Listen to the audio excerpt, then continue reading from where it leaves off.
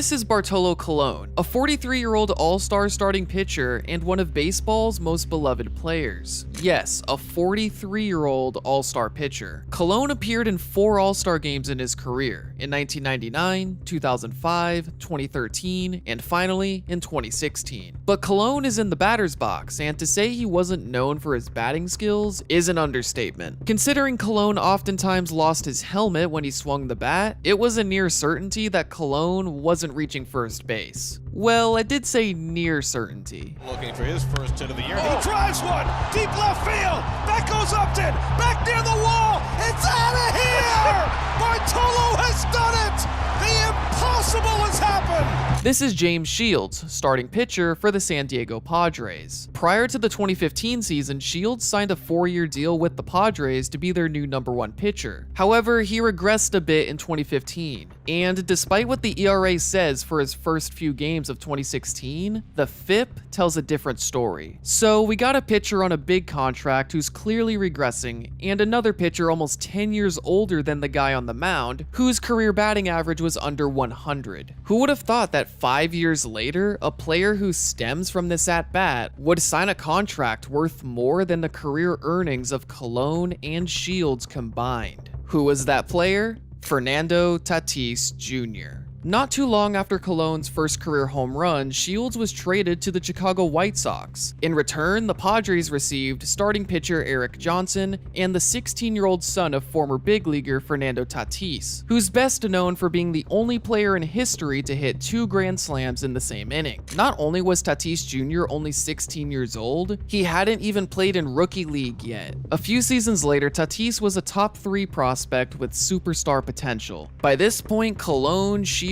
and Johnson were all out of MLB. So the obvious conclusion to this story is that Bartolo Colon's home run led to James Shields being traded to the White Sox, which led to Fernando Tatis Jr. joining the Padres and becoming the face of the franchise. Seems simple, right? Well, that's what everyone seems to think. However, you see this video has been uploaded on April Fool's Day, which means I'm here to tell you that the claim that Colon's home run led to Fernando Tatis Jr. being traded to the Padres makes absolutely no sense.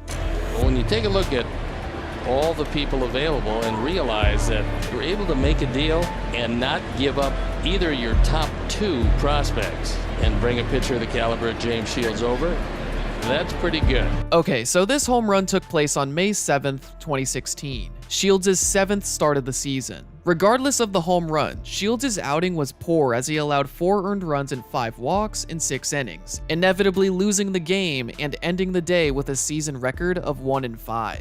Not great. In fact, he was one of only 2 pitchers with 5 or more losses at this point in the season. So with this in mind, Shields must have been traded to the White Sox like a day or 2 after this outing, right? Well, no, the trade happened on June 4th, nearly 1 month later. If this home run was the true reason Shields got traded, why would AJ Preller wait so long to trade him? Come to think of it, what happened during that period between Colon's home run and the Shields trade? Well, Shields started 4 more games for the Padres. The 3-game stretch immediately following the Colon home run game was one of Shields' best stretches of 2016. After a no decision against the Giants on May 25th, Shields, despite being one of 8 pitchers with at least 6 losses, had a respectable ERA and FIP. But then came Shields' start against the Mariners on May 31st. Less than 3 innings pitched, 8 hits, 10 earned runs, 2 home runs, 4 walks, and only 1 strikeout. In 1 game, Shields' ERA went from 3.06 to 4.28. Something you may not know is that catcher Christian Bethancourt was one of 2 position players to pitch for the Padres in this game. Here's the thing though, Bethancourt was throwing in the mid-90s. Also, he threw this pitch. Remember in Bull Durham, he wasn't doing that. Oh, nice!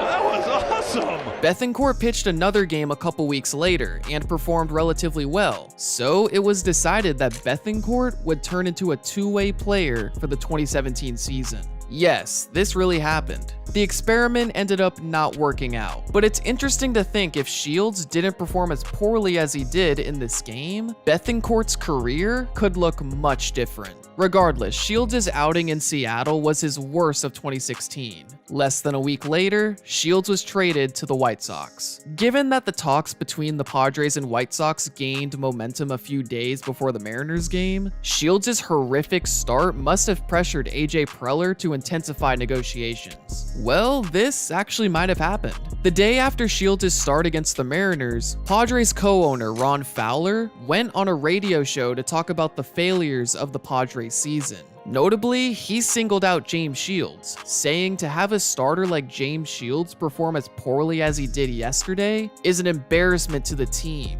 Combine these comments with the fact that trade talks had been heating up before the Mariners game, I think it's fair to say that Fowler's comments had much more impact than Colon's home run ever did. By the way, why did the White Sox make this trade in the first place? On the day of the trade, the White Sox were 29-27, with a 6-17 record in their previous 23 games. Well, the White Sox started off the season red hot, spending much of April and May in first place, ahead of the 2015 champions, the Kansas City Royals. At the time of the trade, the White Sox lineup wasn't performing very well, but the rotation was, with lefties Chris Sale, Jose Quintana, and Carlos Rodon headlining the rotation. Adding a veteran right-hander who can pitch 200 innings in a season to the back end of the rotation would be a huge addition. Unfortunately, Shields wasn't much better with the White Sox. Between his final start with the Padres and his third start with the White Sox, Shields' ERA went up by 2 full runs. The White Sox continued to lose momentum and they ended the season in 4th place. Shields spent the next 2 seasons with the White Sox and pitched his last MLB outing in 2018. You may wonder what Shields thinks about this trade being part of his legacy. Well, he's happy for the Padres, and he also gets thanked by people around San Diego for the trade. But Shields gives all the credit to AJ Preller. Also, Shields thinks it's pretty cool that he's forever linked with 2 Padres players, Fernando Tatis Jr. and Will Myers. If you didn't know, Shields was traded to the Royals ahead of the 2013 season, sending prospect Will Myers to the Rays, who was traded to the Padres 2 years later. Bartolo Colon's home run was an infamous moment, a moment that will forever be remembered as a piece of baseball history. But to say this home run directly led to the Padres trading for Fernando Tatis Jr. truly doesn't make any sense. It's kind of like saying Christian Bethancourt randomly turning into a two-way player allowed Shohei Ohtani to flourish as a two-way superstar. Like, yeah, there's a slight correlation, but in reality, it doesn't make any sense. In the end, this home run may not have caused a trade, but it's an infamous moment in itself. And really, that's all it needs to be. I hope you guys enjoyed the video. Leave a like if you did, and leave your butterfly effect scenario in the comments. Subscribe to Raving Sports, and check out my channel, SportStorm. Thanks for watching.